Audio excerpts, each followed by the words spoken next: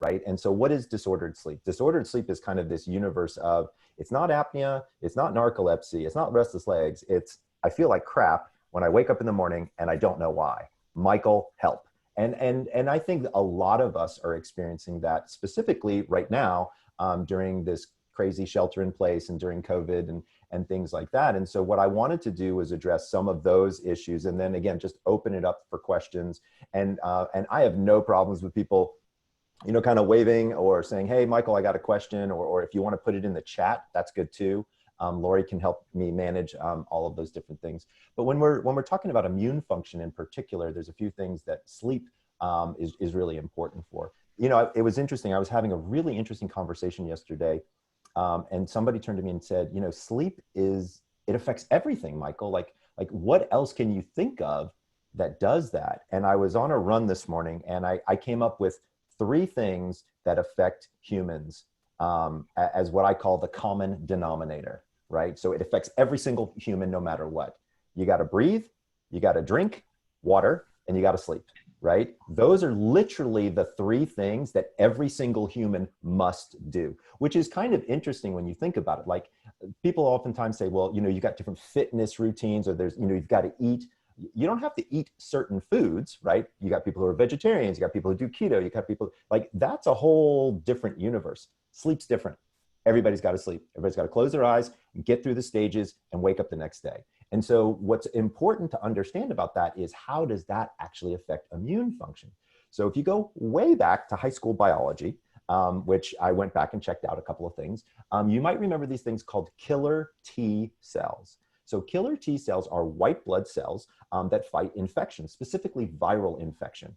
We want those, and a lot of them, especially right now. So it turns out that the majority of those are produced during stage 3 and 4 sleep, or what we call deep sleep. And so anything that we can do right now to increase our levels of deep sleep will in fact help our immune function. Here's the thing, this is easy stuff. Like, it's not like you got to go out and buy a whole bunch of stuff to figure out how to sleep. Like, everybody can follow a couple of easy guidelines and be able to get some rest. So what I thought I would do is give you guys 5 or 6 guidelines that are specific for COVID, because it's gotten a little weird out there. And I wanted to kind of tighten it up a little bit and give people some actionable things to do. So the very first thing I talk about with people is keep a consistent wake up time. Now, why is this important? This has a lot to do with these things called chronotypes. So what a lot of people may not have heard the term chronotype, but you probably have actually heard of the concept. So the concept is early bird, night owl, and then there's a couple others in between. And so knowing when your body wants to wake up every day turns out to be the most powerful thing that you can do for your circadian rhythm. So let me use myself as an example. Whether I like it or not, my eyes open up somewhere between 6:10 and 6:17 every single day. I don't know exactly why it happens that way, but every time I open my eyes, I swear to you, it's somewhere between those numbers, because my body naturally wants to wake up there. Michael, why does your body naturally want to do that? Because I go to bed at midnight every night on the nose. That's what I do. Hold on a second. You're the sleep doctor and you're only getting 6 hours and 15 minutes of sleep, and you're telling us all that that's an okay thing to do? What I'm telling you is I didn't start that way, but I have an incredibly consistent schedule, and my body started to shrink the amount of sleep that was required for me. It's very interesting. I'm a night owl. I'm what I call a wolf. And so that's why I don't go to bed until late. And by going to bed at the right time for my chronotype, the amount of sleep that I needed began to condense. I really wasn't planning on only sleeping 6 hours and 15 minutes. And to be clear, I've had no coffee today. Okay, it's 10 o'clock in the morning. I've already run 1.5 miles, my best time ever. I've already worked out. I made my son breakfast. I've had 2 calls, and now I'm doing a podcast. 0 caffeine on board. So when you look at waking up at the same time every day, including the weekends, right? Saturdays and Sundays, I know that kind of sucks, but at the end of the day, you really want to keep that level of consistency. Your entire chrono rhythm does much better, right? So as a night owl, if I go to bed at the right time and wake up at the right time, my body knows what to do, and then everything becomes more and more efficient. So number 1, pick a wake up time, hopefully based on your chronotype, and stick to that wake up time. A lot of people are pushing later. And so they're saying, oh, I want to stay up and watch, something on Netflix. And they're up till 2 o'clock in the morning. They say, well, I don't have to commute. I'm just going to sleep in. Bad idea. Okay. I want you to get up at the same time you did before COVID. And when you had that commute that you used to have to do, use that time in the morning for something for you, right? So self-care, whether that's meditation, relaxation, reading, planning, goal setting, whatever it is that you want. Walk your dog. I don't care. But I want you to use that time that you would have used for a commute for you and you alone, because what you will discover is once you start paying attention to yourself, the entire system starts to work a whole lot better. So stick with one wake-up time. Number two, unfortunately, we're going to have a call about alcohol and caffeine. So it's been really interesting. We did a survey online. We discovered that 36% of people are drinking more caffeine and 43% of people are drinking more alcohol during their shelter in place than ever before. So let me explain to you why this is a terrible idea right now. There's two things that you need to keep in context here. So number one, let's talk about caffeine. Most people don't know, but caffeine has a half-life of between 6 and 8 hours. That's only half of the caffeine leaves your system in that period of time. So for example, if you stop drinking caffeine at like 2 o'clock, by 10, only half of it's out of your system. Having half of it removed from your system is probably a good idea because it can definitely help you fall asleep. But the quality of the sleep that you're getting, it's not very good. Remember, sleep in the beginning of the night, the quality in particular of that stage 3-4 sleep is what helps killer T cells. So what you're doing by drinking too much caffeine during the day is you're not allowing yourself to get the deep sleep at night, which is affecting your immune function. See how that works? So what we want people to understand is the effect of having that caffeine. Now, here's the thing. People are saying to me, but Michael, I always drink a couple of cups of coffee during the day. What gives? Here's what's really interesting is right now in particular, there's no coffee room. There's no break area. So what are you doing? You're walking to your kitchen and you're not just making one cup, you're making a pot. And then, you've been sitting in the Zoom meeting, you figure, oh, I'm going to get up, I got to stretch around. Oh, maybe I'll fill up my cup of coffee. And before you know it, you're drinking actually more caffeine than you ever would have expected. So be careful. That habit can form very easily. But here's the other thing that I want to talk to people about that I think is important to mention. We are arguably in the most anxious time of our lives right now, okay? I don't know about anybody there, but I've never felt anxiety like I feel under this. I don't know the health of my family, my friends. There's a lot of career uncertainties for people out there. There's all kinds of things. I mean, I live in Los Angeles. I mean, we're dealing with riots and all kinds of things here. So it's an entirely new type of anxiety and a new type of pressure. I don't think adding a stimulant like caffeine to that mix is a good idea, okay? So from my standpoint, you don't want to get even more anxious by putting a stimulant on board. Alcohol is kind of the same thing, right? And so when we're talking about alcohol, remember, alcohol just beats the crap out of stage 3-4 sleep. It really, and again, that's our physical rejuvenation. That's where our immune function comes in. And so here's what's happening to a lot of people is they're like, hey, like it's Friday, so, it's 5 o'clock somewhere. I'm going to, drink some wine. Again, I don't have a problem with drinking a glass or two of wine. Here's what gets interesting is once you get past 2 alcoholic beverages, alcohol doesn't actually react in your system the way you think it does. It's not a depressant, it actually becomes an accelerant. So for women, we find that they actually get more energy when they hit drink number 3. Unfortunately for men, not all men, but for some men, they actually become more aggressive after drink number 3.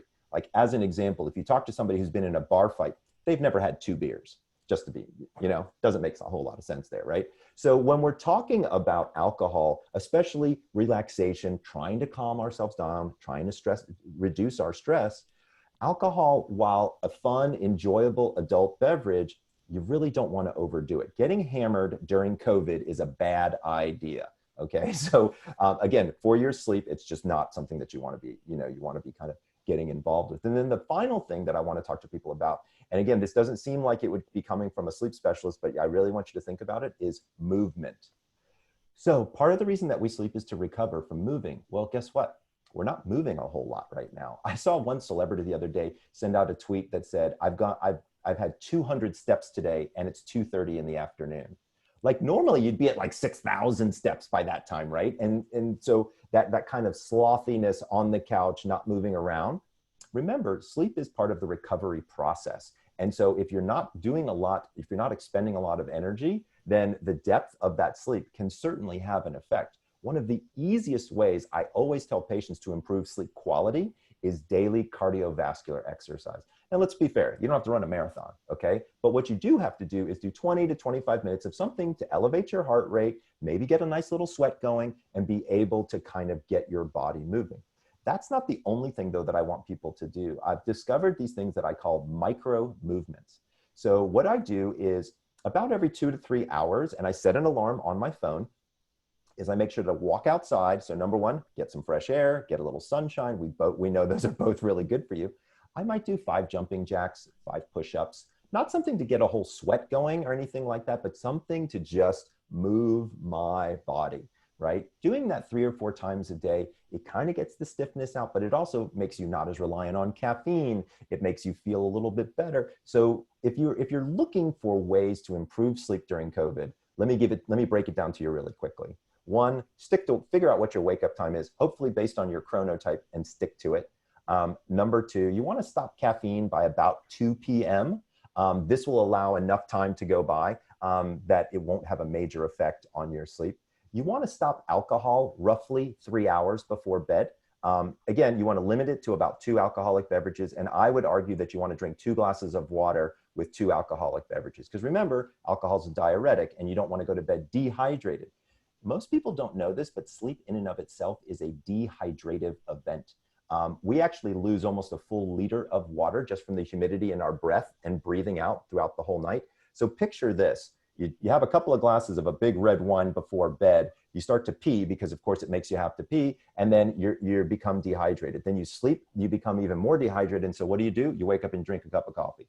Well, guess what, guys? Coffee is also a diuretic. And so you put your body in this total state of dehydration. It's not going to work very well. So the final thing I tell people is you want to stop drinking alcohol roughly 3 hours before bed. You want to exercise every day, but don't exercise too close to bed, because remember, when you have your core body temperature too high, too close to bed, it makes it very difficult to sleep.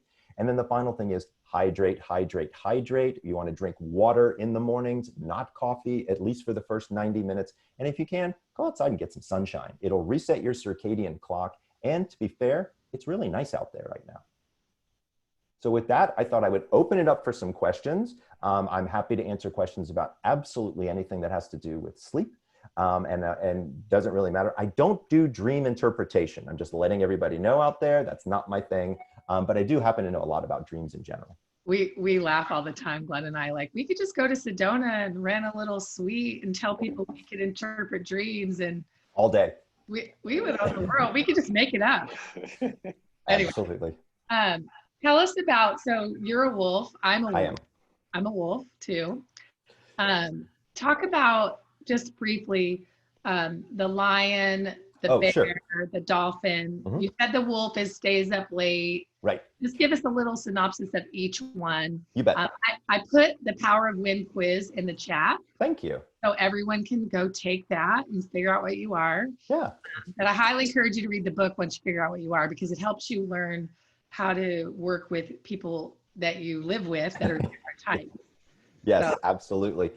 So thank you, Lori. I'm going to break it down for everybody. So early bird I call them lions now. So this is kind of an interesting little side note. So when you're writing a book and you're having people take a quiz and they're going to become an avatar or a caricature, you have to choose that caricature very carefully.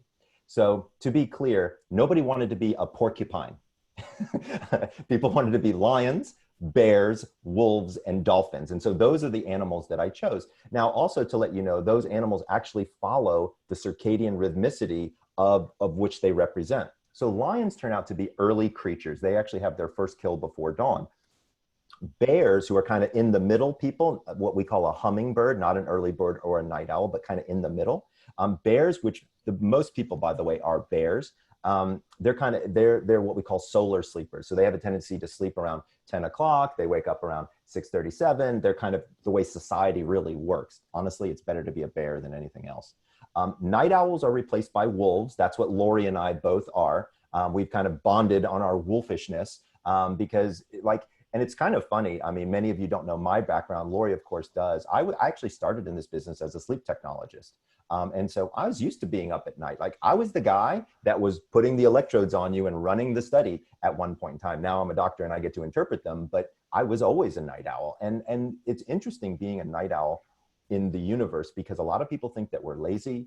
A lot of people think that we, like, because my brain doesn't really click in until like 12, 1 o'clock in the afternoon type of thing. Like that's when my creativity hits. That's when my, my focus really goes into play. And, historically people have always kind of given me a hard time for that. What's fascinating is the more wolves that I meet, what I discover is we're very creative people. These are my artists and my actors and my authors and people like that. My lions, remember those early morning people? Those are usually like the COO of a company, right? They're like the operators. They're the people that like make a list every single morning and they go from step 1 to step 2 to step 3. Like they're very regimented kind of in their thinking. Bears, who are in the middle, they're the best, right? Because they're just very social creatures. They're people who love to have crowds. They're the people that actually get work done. Lions are good at telling people to do work, but bears are good at actually doing the work. Wolves, we're the creative folks. Lori and I are kind of the creative crazies out there, and we come up with all these kind of fun, interesting ideas, but we're late night people. And then there's this group of people that have a problem with sleep, right? Oftentimes my insomniacs. And so they're my dolphins. Now, people have always said, well, Michael, why did you choose dolphins? We get it, wolves are night creatures and lions are morning creatures. Why did you choose dolphins? So it turns out that dolphins sleep unihemispherically. So one half of their brain is asleep while the other half is awake and looking for predators. And I thought that kind of represents somebody with insomnia, somebody who's like never quite in a deep form of sleep. And I felt like people wouldn't mind being a dolphin. It's kind of a cool animal anyway. And it sort of was representative. But my dolphins are definitely my problem children. They have a shorter sleep drive. They are a little obsessive compulsive. And so when they're working on a project that's never quite done type of thing, super high intelligence, very fast talking, usually well-read people, but just a tinge of anxiety.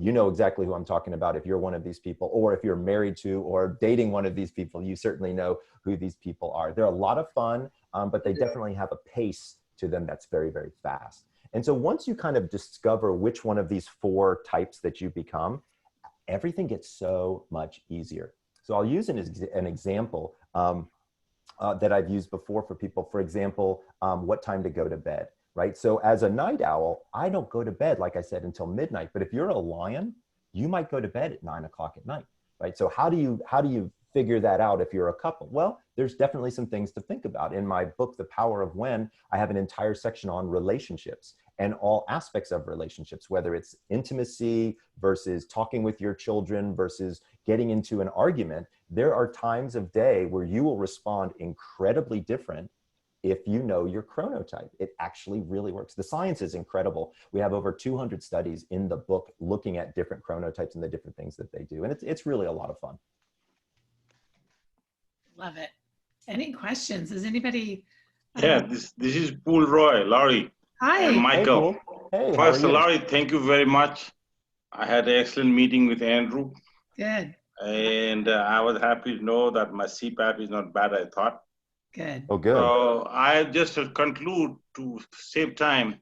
I have a meeting with my pulmonologist, Cornelis. You may know him.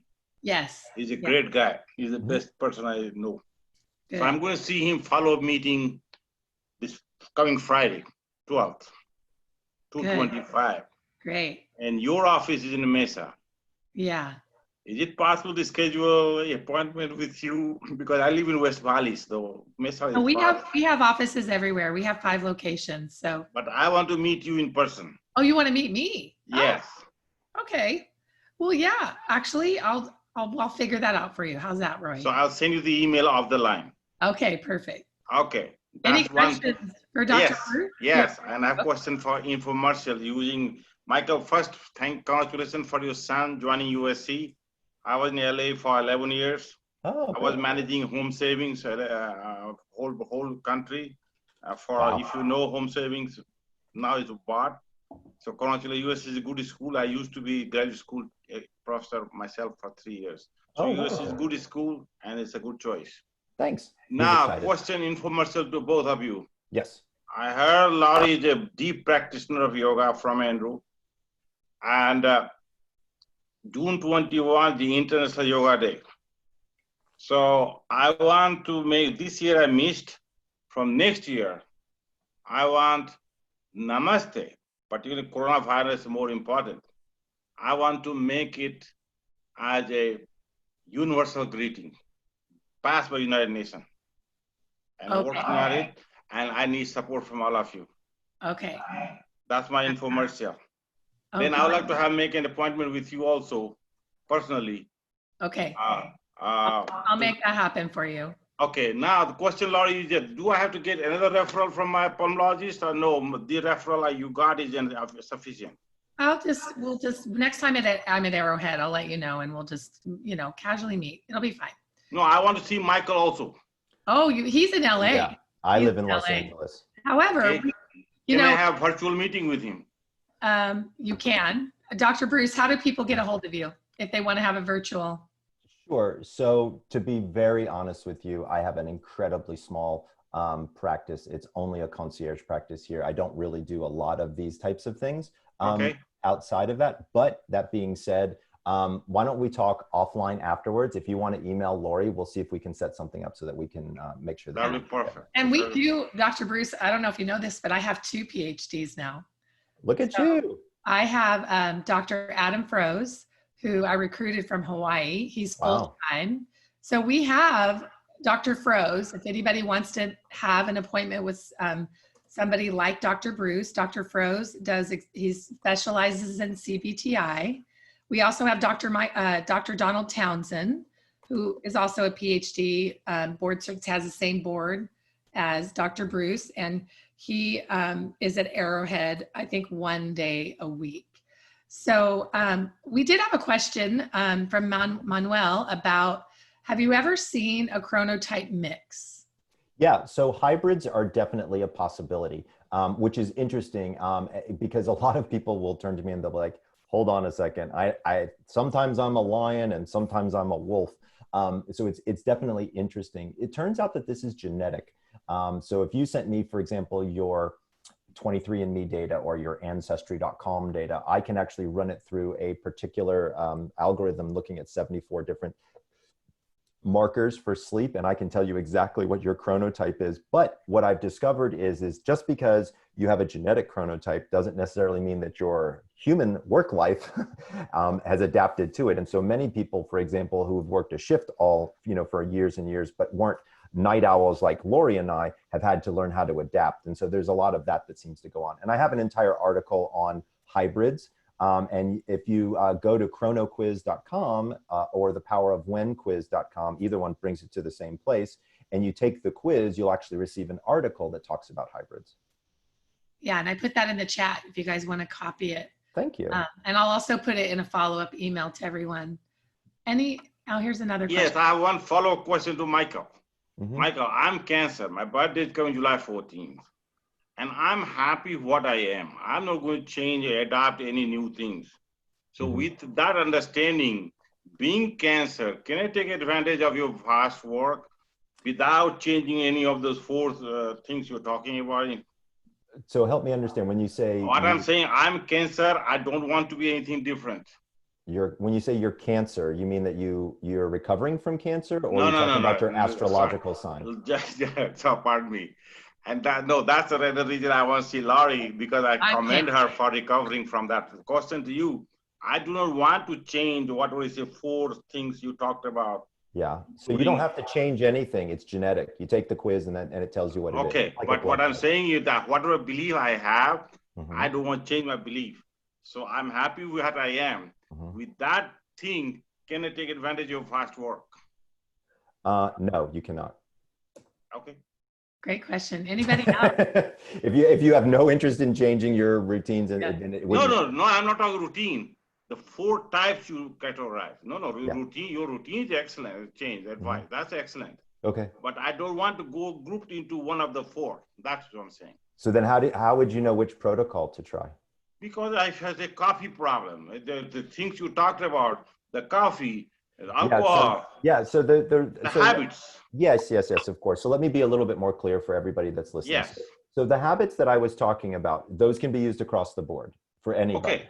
right? So stopping caffeine by 2 p.m., stopping alcohol 3 hours before bed, exercising daily, but stopping 4 hours before bed, drinking water and getting sunshine and keeping a constant schedule. All of those can be done with your current schedule and with everything that you're doing. If you want to do them in a performance way, if you're interested in doing them better, that's when you would do the chronotype, and that's when you would be able to adapt those. So you can actually be able to, I just didn't understand the question completely. Okay, my fault. No, just a small question. When you wake up at in the morning fixed time. What's that? I have a nice window. I see the sunshine every morning. The bright Arizona sun stares at my face, and that wakes me up. So instead of fixed time, my sunlight from the window is my clock. So yeah, that's perfectly fine, assuming that it works with your chronotype. Again, if you take the quiz, then we can learn more. Okay, that's all. Thank you. All right. I have a question. Fire away.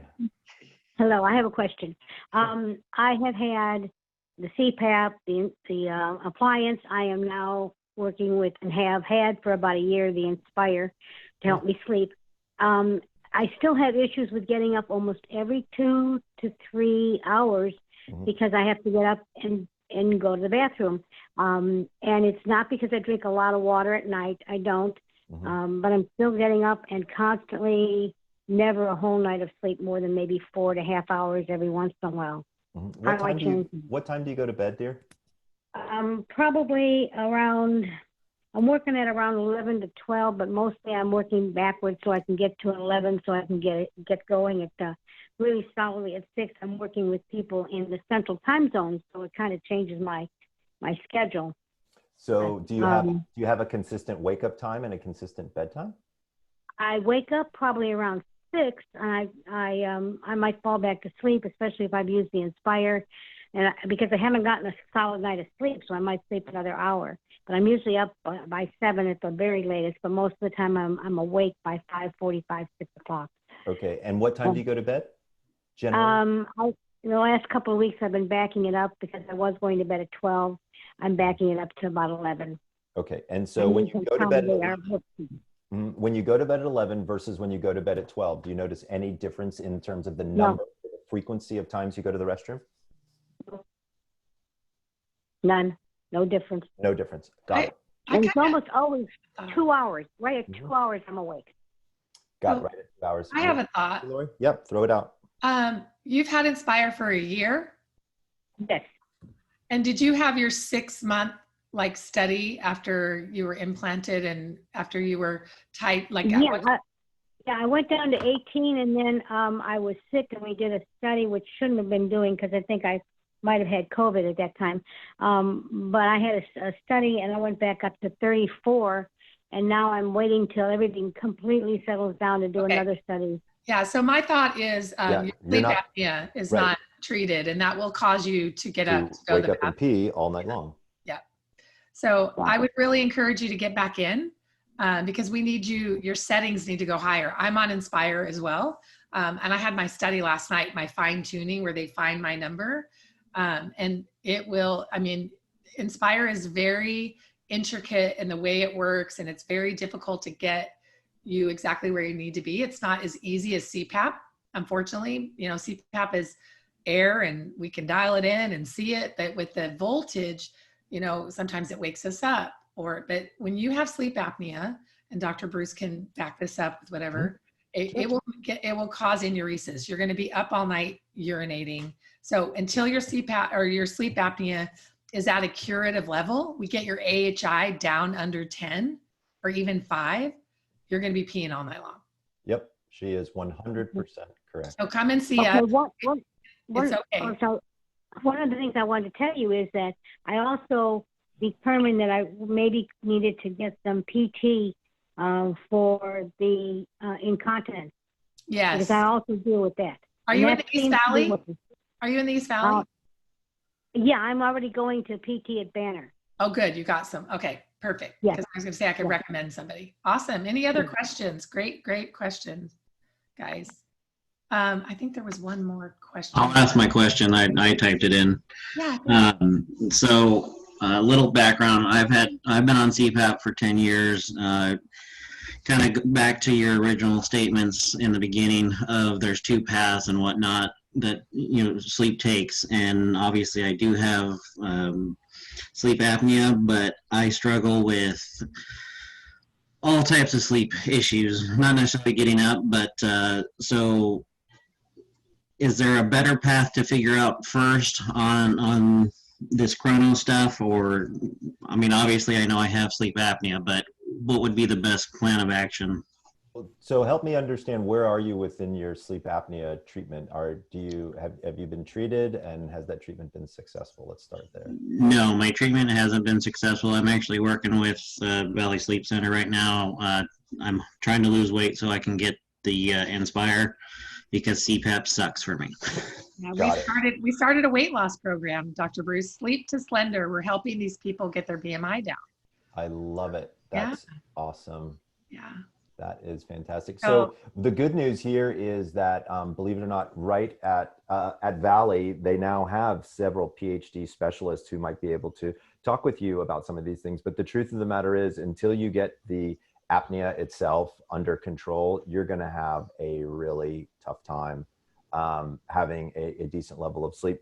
As an insomnia specialist, the very first thing that I have to do is I have to get any other sleep-related disorders completely treated before I can kind of attack the insomnia.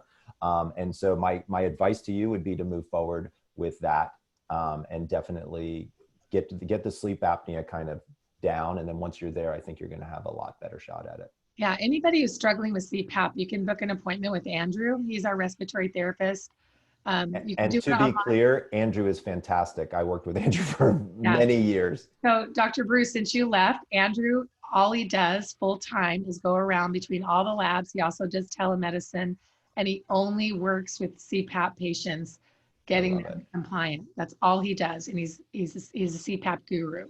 So Manuel, I would really encourage you to try to wear it and get compliant because you won't lose the weight if we don't treat that sleep apnea. We need to help you get that weight off. But when you're not wearing CPAP, your metabolism doesn't reset. So it's like this vicious cycle of hormones that get all messed up. And so we can help you. Right, for sure. And I do wear my CPAP. Most nights I snore through it though. So that's where some issues come in as well. And I had an appointment, I can't remember, maybe with Stephanie the other day, and she did say that we want to try and figure out what's going on with my machine first. Okay, good. All right, good. Because you can do a phone call or a telehealth call with him too. Okay. Yeah. Thank you. Let me know if you need that. Any other questions? Well, thank you, Dr. Breus. Sure. It was my absolute pleasure. Hopefully people got something out of our little chat today. If you didn't feel like asking a question in front of the group, but you did still have a question, do us both a favor and let Lori know, and then she can contact me, because we can talk whenever. And I'm happy to answer a question if you just didn't want to, say something in front of a whole group. valleysleepcenter.com. The first thing that happens is a box pops up and it says, ask a sleep coach. That comes directly to me. So if anybody has any questions, you want to connect with Dr. Breus, I can forward it. Just fill that out. It comes right to my email. I answer you within an hour. Okay. Amazing. Yeah. All right. Well, check out our other events, everybody. We'll see you next week online. Everybody take care and have a great weekend. And I'll email the winner. I'll email the winner of the book. Oh, fantastic. Okay. All right. Bye, guys. Bye. Thank you very much.